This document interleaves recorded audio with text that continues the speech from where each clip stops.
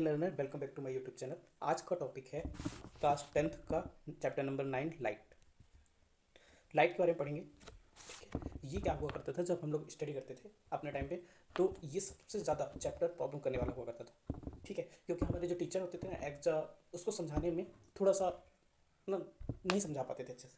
तो मैंने क्या किया है, इसी टॉपिक को लेके आप लोगों को ईजिली समझाने का ट्राई किया है। देखना, आप जब वीडियो कंप्लीट होते होते आपको सारे इसके डाउट एंड बहुत बेहतर से बेहतर ये चैप्टर हो जाएगा आपका। ठीक है, बस आपको क्या करना है, इसके बाद इसको जो है एक दो बार वीडियो देखना है और उसको दो तीन बार लिख कर ट्राई करना है, प्रैक्टिस करना है। ठीक है, देखिए इसके लास्ट में क्या है, मैंने न्यूमेरिकल रखे।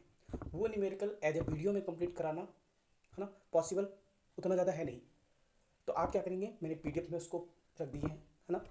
10-20 कराने का ट्राई करूँगा और जैसे ही 10-20 हो जाएंगे, ठीक है, मैं वीडियो बंद कर दूंगा। और आप क्या करेंगे, पीडीएफ से उसको सारे लेके मैंने उसको विथ सोल्यूशन उसमें रख दिया। ठीक है, और आप क्या करना, इसके वीडियो में सोल्यूशन देखना। यदि आप चाहते हैं कि सोल्यूशन जो है मैं एज अ वीडियो में कराऊँ, तो आप उस चीज़ को कमेंट कर दीजिएगा।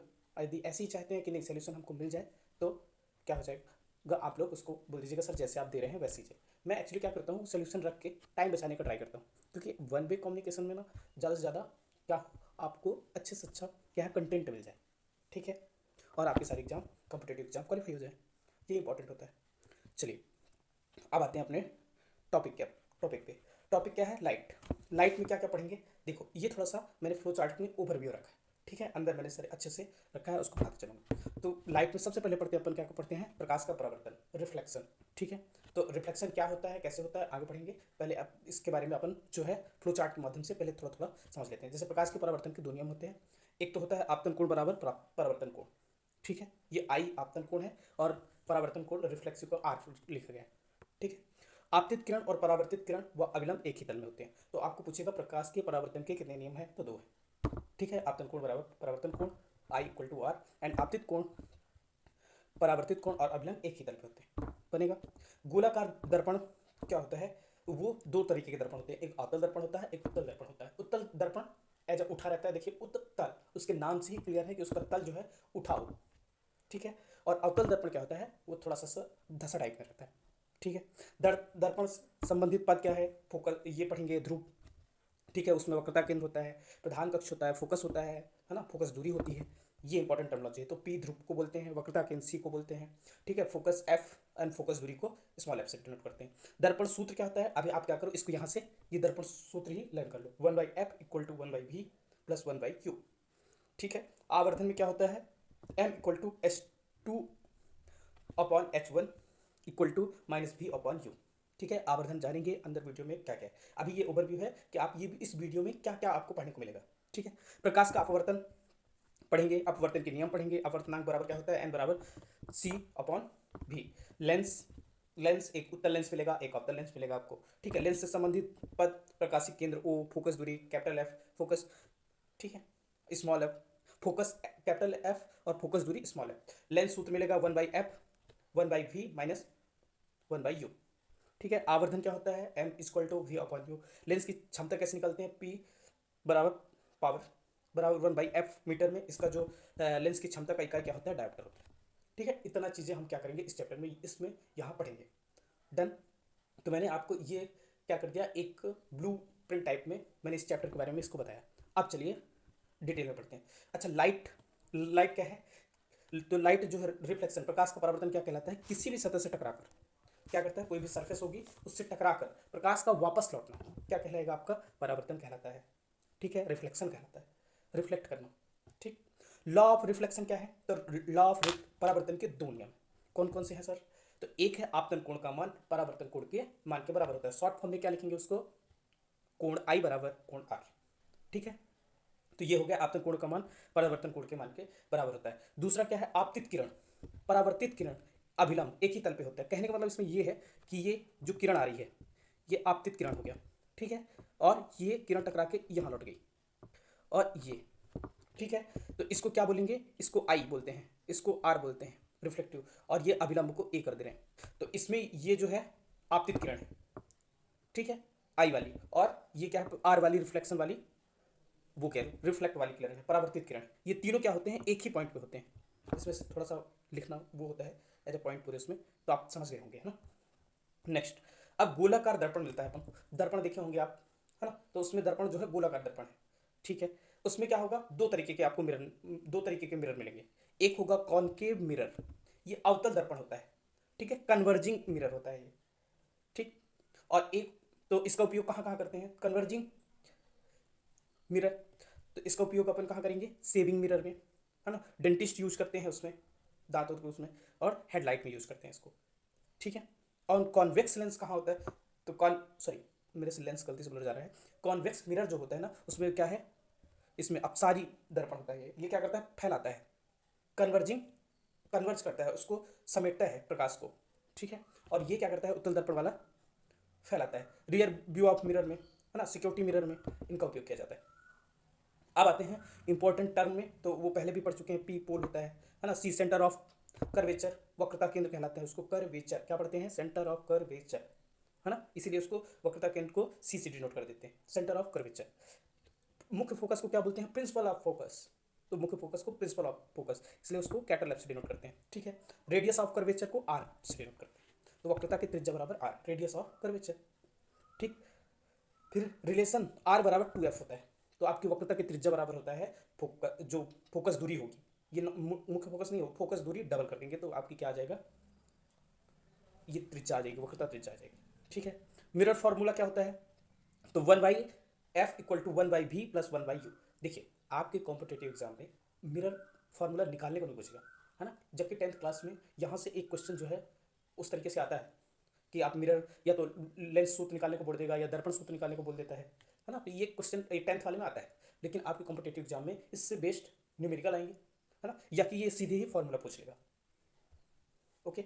आवर्धन बराबर होता है h/h 0 -v/v/u, ठीक है। नेक्स्ट चलते हैं, मैं अभी क्या कर रहा हूँ, ये एनसीईआरटी का पढ़ा, ठीक है। आपने भी, ऐसा नहीं है कि 2-3 बार एनसीईआरटी पढ़ी होगी, पर जो एनसीईआरटी का निचोड़ है मैं इसमें उसको लेके आया हूँ और उसको आप क्या क्या कर दे रहा हूँ, रिकॉल करवा रहा हूँ। और जहाँ पे मेरे को लगेगा कि बताने की जरूरत है, जैसे प्रतिबिंब वाले में, है ना, आप सबको कन्फ्यूजन होता होगा, कन्फर्म है, मैं उसको बढ़िया से बता दूंगा, आपको कभी इसके बाद कन्फ्यूजन नहीं होगा, ठीक है। प्रकाश का अपवर्तन क्या होता है, रिफ्लेक्शन ऑफ लाइट, तो प्रकाश का एक माध्यम से दूसरे माध्यम में जाने पर मुड़ना। देखिए क्या होता है, मान लीजिए यहाँ से प्रकाश आया, ठीक है, ये क्या है आपका वायु, यहाँ मान लेते हैं क्या है, कांच, तो ये क्या करेगा, ये ऐसे करके कुछ इसका रिफ्लेक्ट हो जाएगा, तो ये क्या कहलाता है, अपवर्तन कहलाता है। उसका मतलब अपनी ओर से थोड़ा सा खिसकना क्या कहलाएगा, अपवर्तन कहलाता है। तो प्रकाश का एक माध्यम से, एक माध्यम मान लीजिए वायु, दूसरे माध्यम में कांच में जाने पर मुड़ना क्या कहलाता है, आपका अपवर्तन कहलाता है, बनेगा। प्रकाश का परावर्तन हमने पढ़ा था कि रिफ्लेक्ट होंगी, जब किसी भी सतह से टकराकर रिफ्लेक्ट होना प्रकाश का परावर्तन कहलाता है। वैसे अपवर्तन क्या कहलाता है, प्रकाश का एक माध्यम से दूसरे माध्यम में जाने में मुड़ना, वो या तो कभी अभिलंब की तरफ आ जाती है या दूर चली जाती है, ठीक है, वो माध्यम पर डिपेंड करता है। जैसे यदि आपका माध्यम हार्ड है ना, ज़्यादा डेंसिटी वाला है, तो अभिलंब की साइड आ जाता है। और यदि जो है आपका माध्यम विरल है, मतलब विरल कहने का ज़्यादा डेंसिटी नहीं है, तो वो चला जाता है जनरली, ठीक है, दूर जाता है।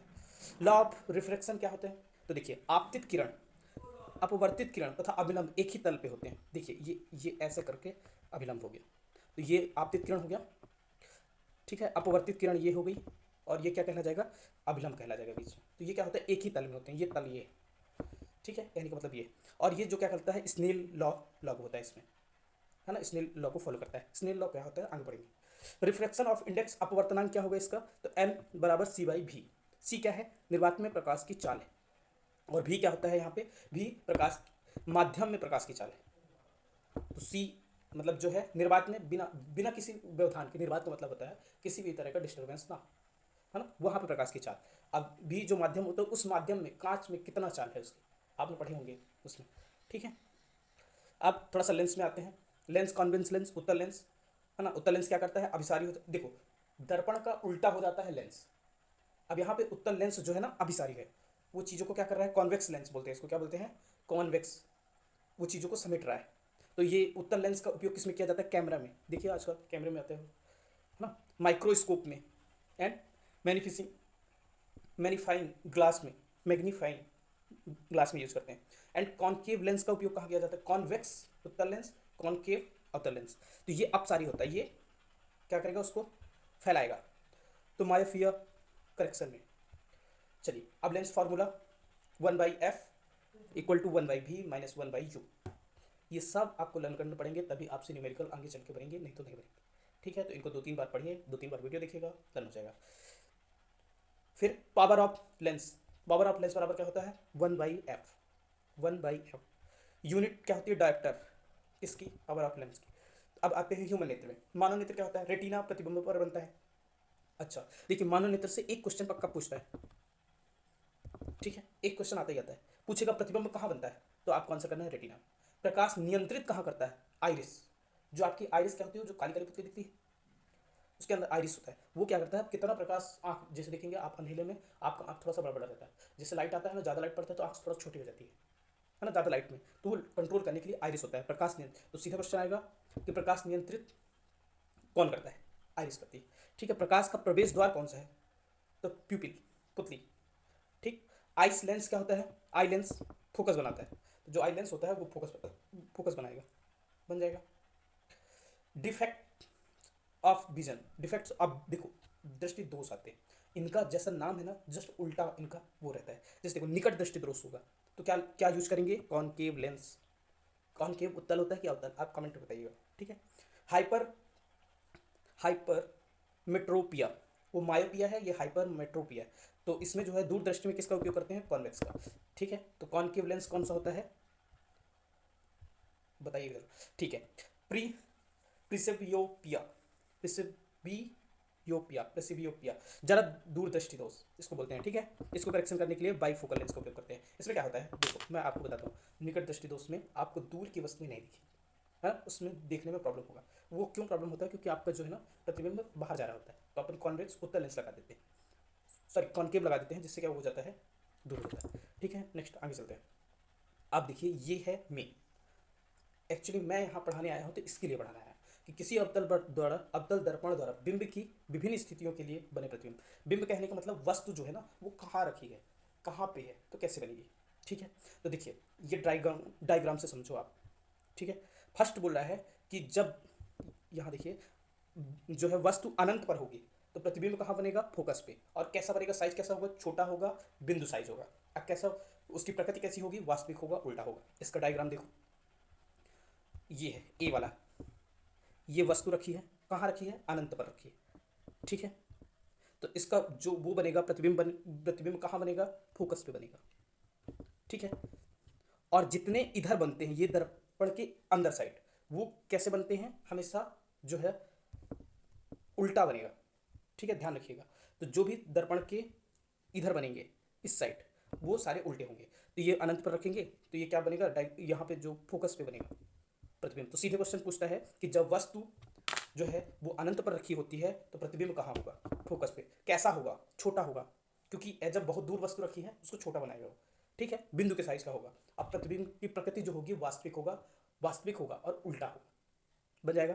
इसमें जनरली जो है ना अवतल दर्पण में आपको उल्टा ही मिलेगा, बस लास्ट वाला छोड़ के वो जो है उसमें सी से परे। सी से परे कहने का मतलब ये होता है कि सी से पहले है, लेकिन अनंत में नहीं है, अब सी से थोड़ा पहले है। ठीक है, एफ तथा सी के बीच क्या करेगा, फोकस बनेगा। यदि सी से पहले है, सी वक्रता केंद्र है, तो वक्र केंद्र से पहले यदि वस्तु है कोई, तो वो कहाँ उसका वो बनेगा प्रतिबिंब, फोकस तथा वक्रता केंद्र के बीच में। ठीक है, जितना पास आते जाएंगे वो वहां जाता है। ये कैसा बनेगा, ये भी छोटा बनेगा, वास्तविक तथा उल्टा बनेगा। ठीक है, डायग्राम में आ जाइए, समझ लीजिए। ये देखिए अब यहाँ पे ये वस्तु रखी है। ठीक है, ये क्या है, अब अनंत पे नहीं है ना, इसकी हमको दूरी, पहले वाले में दूरी नहीं पता थी, इसकी दूरी कंफर्म है कि भैया वक्रता केंद्र से आगे है ना, इधर साइड है, ये यहाँ है। तो वक्रता के ये है वक्रता केंद्र सी, तो इससे आगे है, तो क्या हमारी जो क्या बनेगा, प्रतिबिंब कहाँ बनेगा, तो ये फोकस और इसके वक्रता केंद्र के बीच में बनेगा। ये बी ए डैश जो दिख रहा है ना, ये क्या बन रहा है, प्रतिबिंब बन रहा है।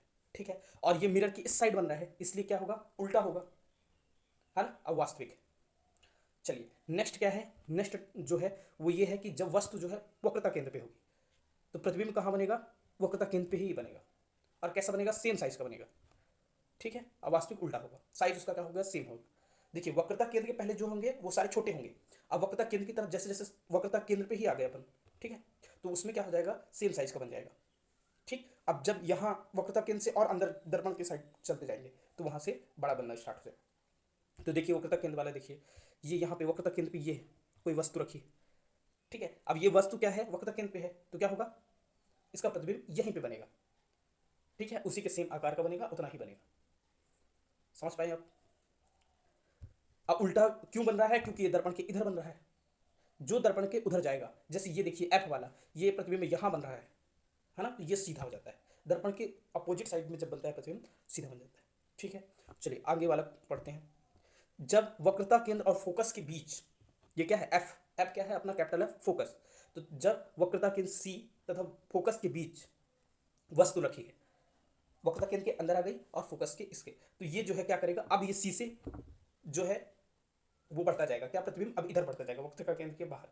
ये देखिए, जैसे इसमें देखिए ये, ठीक है, वस्तु कहाँ रखी है, ये है वस्तु, सी और एफ के, ये इसके बीच, वक्रता केंद्र और फोकस के बीच रखी है वस्तु। तो ये कहाँ प्रतिबिंब बन रहा है, ये प्रतिबिंब बन रहा है, ये पी मतलब प्रतिबिंब। ठीक है, ये प्रतिबिंब बन रहा है, और ये कैसा बनेगा, इधर बन रहा है, दर्पण के अंदर बन रहा है, इधर साइड बन रहा है ना, तो ये क्या होगा, उल्टा होगा, और वस्तु से क्या होगा, बड़ा होगा ये। ठीक है, ये विवर्धित रूप से बड़ा होगा, और वास्तविक होगा उल्टा होगा, बनेगा। एफ पर, जब एफ पर कोई वस्तु होगी, यहाँ पे देखो जरा, ये एफ पर कोई वस्तु है, तो इसका प्रतिबिंब जो है अनंत पे बनता है, इस पे प्रतिबिंब अनंत पर बनेगा। वैसे प्रतिबिंब जो है ना अनंत पर बनेगा, तो जब अनंत पे बनेगा तो हमको दिखेगा ही नहीं, और दिखेगा नहीं तो हम ये कह सकते हैं कि प्रतिबिंब प्राप्त नहीं होगा। इसीलिए आप देखे होंगे ना कि बोलेंगे कैमरे के फोकस पे आप मत आओ, बोलते हैं ना, आप सुने होंगे कैमरे के फोकस, जब कैमरा वो करता है फोकस पॉइंट पे मत आओ, दूर जाओ या तो पास आओ, है ना, इससे क्या होगा, वो बढ़िया फोटो लेता है। वैसे जब आपका फोकस पे कोई वस्तु होगी तो कोई भी प्रतिबिंब नहीं मिलेगा। इसीलिए कॉम्पिटेटिव एग्जाम में पूछता है कि कोई अवतल दर्पण है, उसमें जो है फोकस पे जाने पर क्या होगा, है ना। अब मान लीजिए कि ध्रुव और एफ के बीच, पी क्या है, ध्रुव है, एफ क्या है, फोकस, इनके बीच कोई वो है, क्या है, वस्तु है रखी है, तो क्या इसका जो वो बनेगा, इमेज बनेगा, वो कैसा बनेगा, दर्पण के पीछे बनेगा, और कैसा बनेगा, बड़ा बनेगा, लेकिन कैसा होगा, आभासी होगा और सीधा होगा।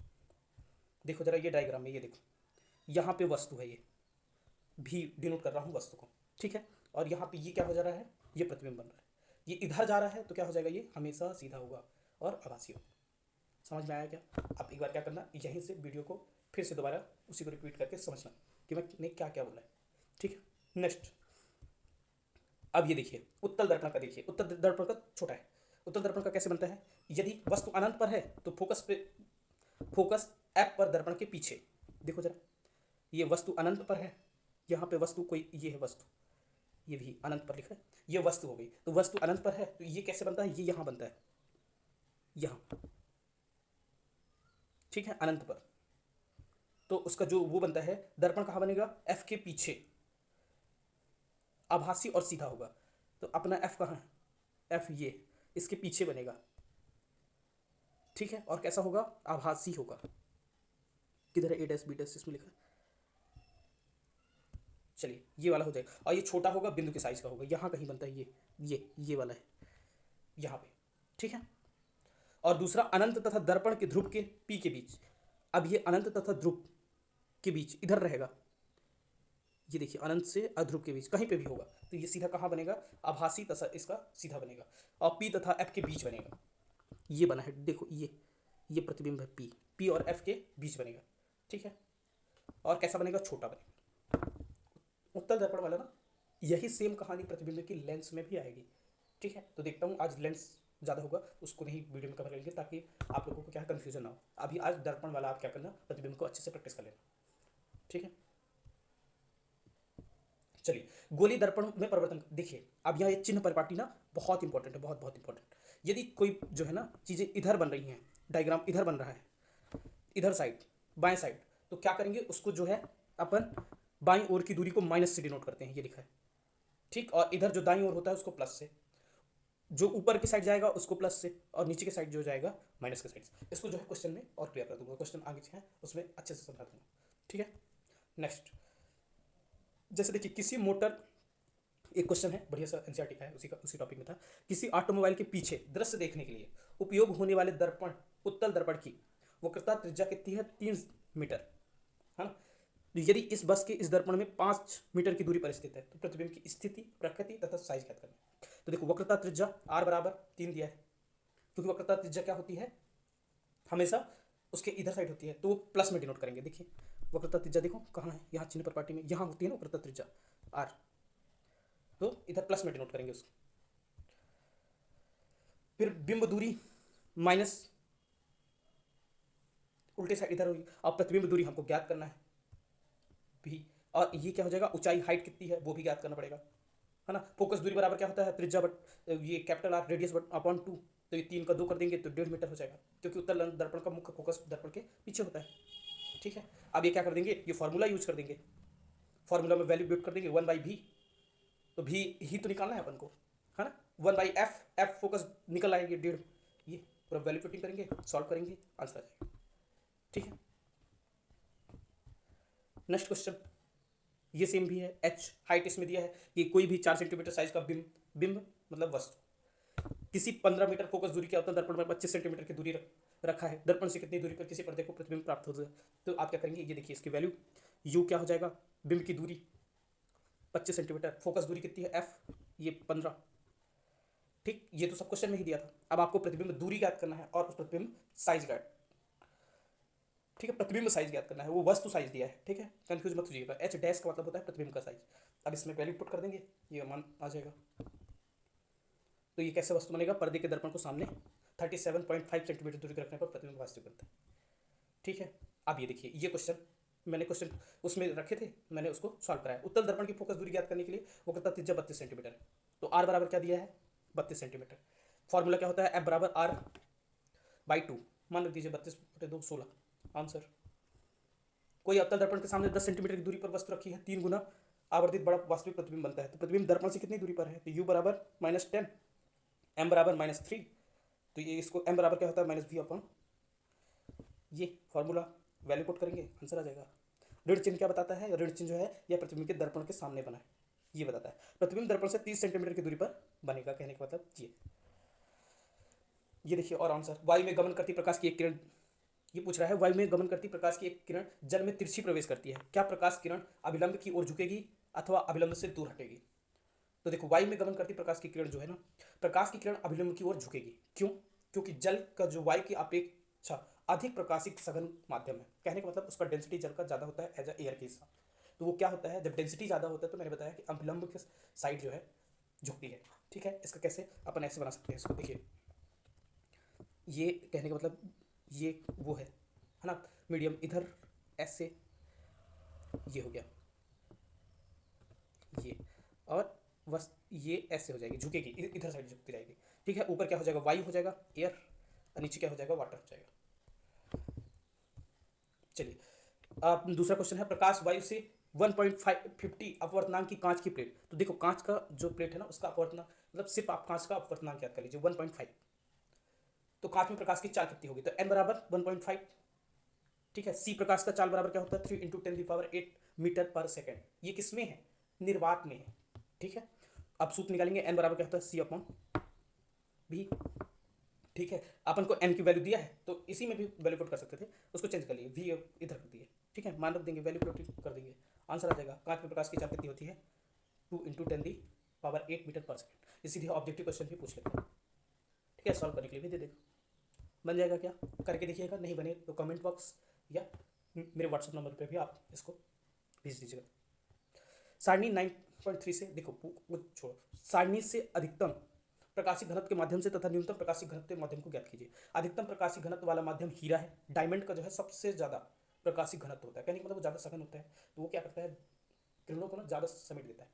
ठीक है, जिसका अपवर्तनांक कितना होता है, उसका अपवर्तनांक किसका, डायमंड का 2.42, मतलब कोई भी चीज़ होगी वो लगभग 2 डिग्री एंगल से डाउन हो जाएगी, अभिलंब की साइड झुक जाएगी, 2.4 लगभग 2.5 कह सकते हैं। न्यूनतम प्रकाशिक घनत्व का वाला माध्यम वायु है, वायु में जो है कम से कम वो होता है, क्योंकि वायु में उसको उतना डिस्ट्रक्शन मिलता नहीं है ना, उतना वो होता नहीं।